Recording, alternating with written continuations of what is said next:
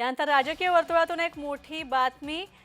शशिकांत शिंदे हे राष्ट्रवादी काँग्रेस शरद पवार गटाचे प्रदेशाध्यक्ष म्हणून त्यांची नियुक्ती करण्यात आलेली आहे। खरं तर जयंत पाटील यांच्या निवृत्तीचे संकेत त्यांनी दिले होते आणि जयंत पाटील यांनी निवृत्तीचे संकेत दिल्यानंतर अनेक नवीन चेहऱ्यांना यात संधी द्यावी अशी विनंती सुद्धा त्यांनी केली होती आणि त्याप्रमाणे आता शशिकांत शिंदे राष्ट्रवादी काँग्रेस शरद पवार गटातले एक मोठे महत्त्वाचे नेते आता शशिकांत शिंदे यांच्या खांद्यावर राष्ट्रवादी काँग्रेस शरद पवार गटाची प्रदेशाध्यक्ष पदाची धुरा सोपवण्यात आलेली आहेत। महेंद्र जोईल आमचे प्रतिनिधी आमच्या सोबत आहेत। महेंद्र, आता अखेर शशिकांत शिंदे यांच्या नावाची खरं तर चर्चा होती, मात्र आता त्यावर शिक्कामोर्तब सुद्धा झालेला आहे आणि त्यांची नियुक्ती सुद्धा नवीन अध्यक्ष प्रदेशाध्यक्ष म्हणून करण्यात आलेली आहे। काय अपडेट्स या संदर्भात?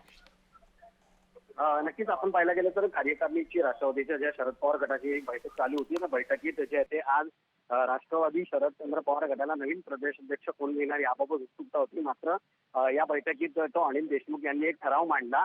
त्या ठरावाला सर्व जे कार्यकारी पदाधिकारी आहेत त्यांनी याला अनुमोदन दिलं। त्याच्यामध्ये निलेश लंके असतील, अमोल कोल्हे असतील, राखी जाधव असतील आणि अशा लोकांनी अनुमोदन केल्यानंतर शरद पवार यांच्याकडून जे येते याला समर्थन देण्यात आलं आणि शशिकांत शिंदे हे नवीन प्रदेशाध्यक्ष म्हणून यांची आता निवड करण्यात आली आहे।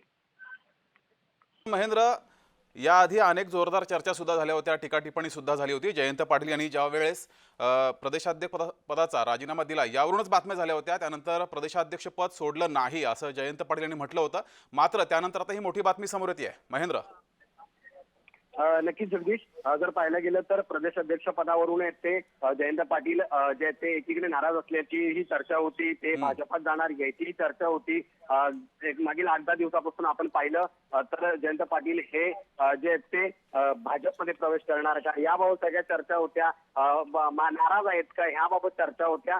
मात्र नेमकं आज त्यांनी स्वतःहून जे सांगितलंय की 7 वर्ष मी जे ती या पक्षाची सेवा केली आहे, माझं कुठलंही प्रतिष्ठान नाहीये, मी कुठलीही जी आहे ती माझी स्वतःची जी कामं आहेत ती पक्षाच्या मार्फत आहेत ती जनतेसमोर मांडली आणि आज मला कुठेतरी एक पाऊल मागे यावं वाटतंय, कारण नवीन चेहऱ्यांना संधी देणं गरजेचं आहे। म्हणून आज मी जे आहे ते या पदावरून जे आहे ते पाय उतार होणार आहे आणि यानंतर शशिकांत शिंदे यांना याची जी आहे ती संधी देण्यात येते।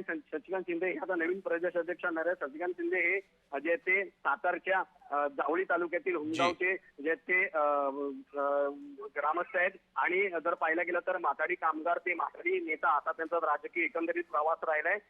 एपीएमसी सातारा ते नवी मुंबई यामुळे ते शरद पवारांच्या जास्त जवळ गेले आणि 1999 साली त्यांनी जे ती जावळी मतदारसंघातून राष्ट्रवादीचे नेते म्हणून आमदार म्हणून ते निवडून आले होते। एकंदरीत राजकीय प्रवास त्यांचा पाहिला तर जे ते त्यांचं सांगली, सातारा, कोल्हापूर या विभागात त्यांचं चांगलं वर्चस्व आहे, त्यांची चांगली जनतेशी नाळ आहे आणि त्यामुळे ते पक्षासाठी चांगलं काम करतील अशी जी आहे ती कार्यकर्त्यांकडून ही अपेक्षा जी आहे ती करण्यात येते। आणि जसा त्यांच्या नावाचा घोषणा करण्यात आली तशीच कार्यकर्त्यांकडून तो जल्लोष करण्यात आला होता। आपण पाहिलं तर आता यावेळेस जे ते त्यांना फुलं सत्कार करण्यात। मात्र महेंद्र, आता तोंडावरती स्थानिक स्वराज्य संस्था निवडणुका, महानगरपालिका निवडणुका आहेत। या सर्व पार्श्वभूमीवर शरद पवारांनी भाकरी फिरवलेली आहे। शशिकांत शिंदे यांच्या समोर किती आव्हानं असतील आता? नक्कीच राष्ट्रवादीचे 2 गट झाल्यानंतर जे ते राष्ट्रवादींना बऱ्याच जे ते संकटांना सामोरं जावं लागलं होतं।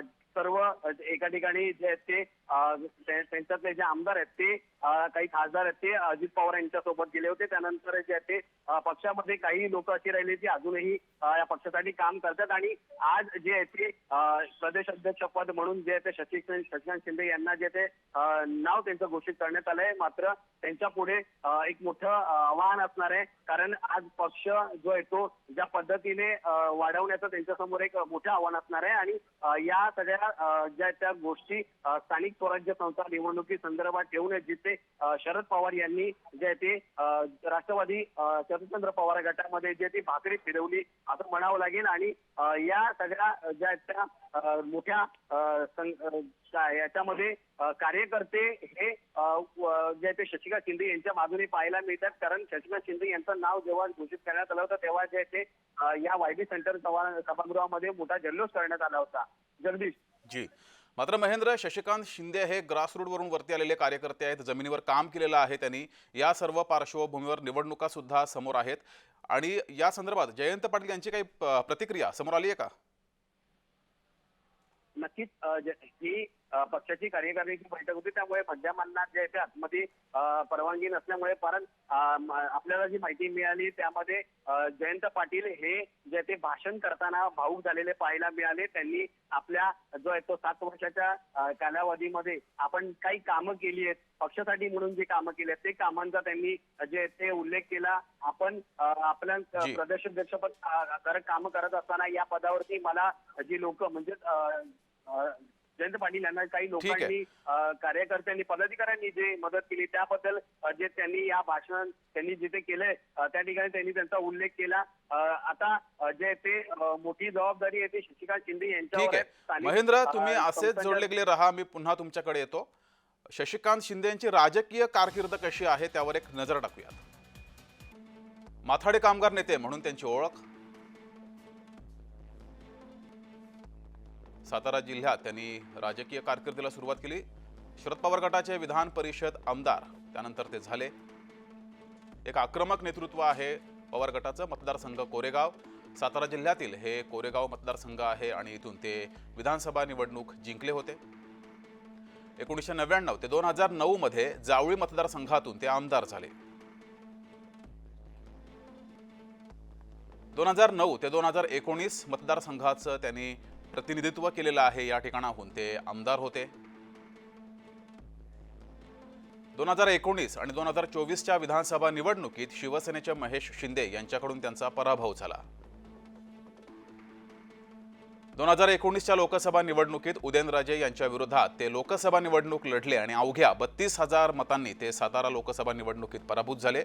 2019च्या पराभवानंतर 14 मे 2025ला त्यांची विधान परिषदेवरती निवड केली गेली आणि सध्या ते विधान परिषदेचे आमदार आहेत. अधिक माहिती घेऊया. आपले प्रतिनिधी महेंद्र जोईल आपल्यासोबत जोडलेले आहेत. महेंद्र, खरं तर जय महाराष्ट्राच्या बातमीवर शिक्कामोर्तब झालेलं आहे. ही बातमी आपण चालवली होती, त्यानंतर आव्हाडांचं ट्विट आलं होतं की अजूनही जयंत पाटील यांनी राजीनामा दिला नाही. मात्र जय महाराष्ट्राच्या बातमीवर शिक्कामोर्तब झालंय. नक्कीच जगदीश, कालही रात्री जे ते जयंत पाटील यांनी सांगितलं होतं मी अजूनही कोणताही माझ्या पदाचा राजीनामा दिलेला नाहीये.